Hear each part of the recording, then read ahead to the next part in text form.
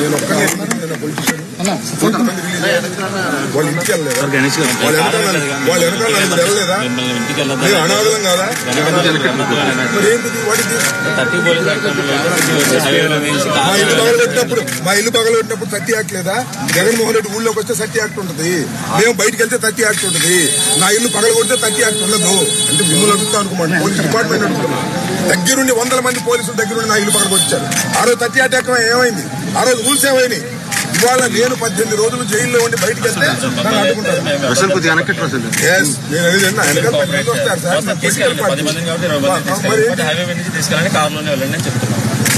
కారులో మీరు ఎలవ్ చేస్తే కారులో వెళ్తా, లేకపోతే ఇక్కడ నుంచి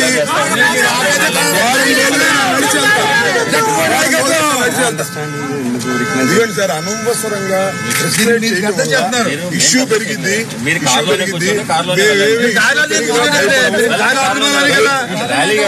లేదు, మీరు వెళ్ళండి, కార్లోనే వెళ్ళండి. 10 పబ్లిక్ వెళ్తారు, మీరు కోఆపరేట్ చేయాలి కదా. మీరు రూల్స్ అనేవి పూర్తిగా అన్ని చోట్ల అమలు చేస్తే సంతోషం.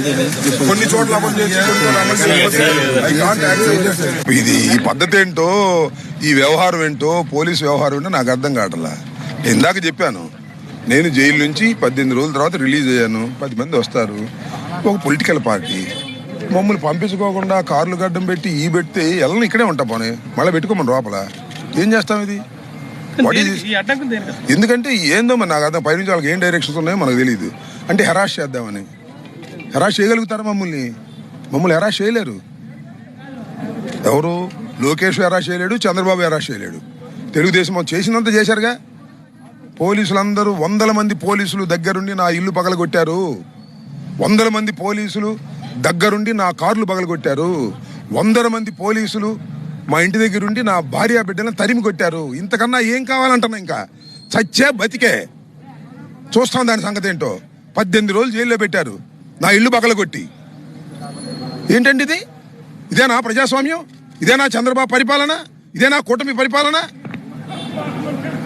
అడ్డం వస్తారు వాళ్ళకి. బయలుదేరి వెళ్తుంటే, నేను నా ఇంటికి వెళ్తుంటే అడ్డం వస్తారా? ఏంటి అన్యాయం? ఆలోచించుకోమని ప్రజలకు చెప్తున్నా.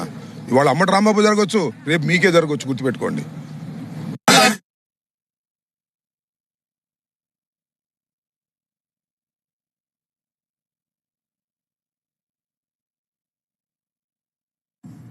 ఇదే అంశంపై అప్డేట్స్ మా కరెస్పాండెంట్ హరీష్ అడిగి తెలుసుకుందాం.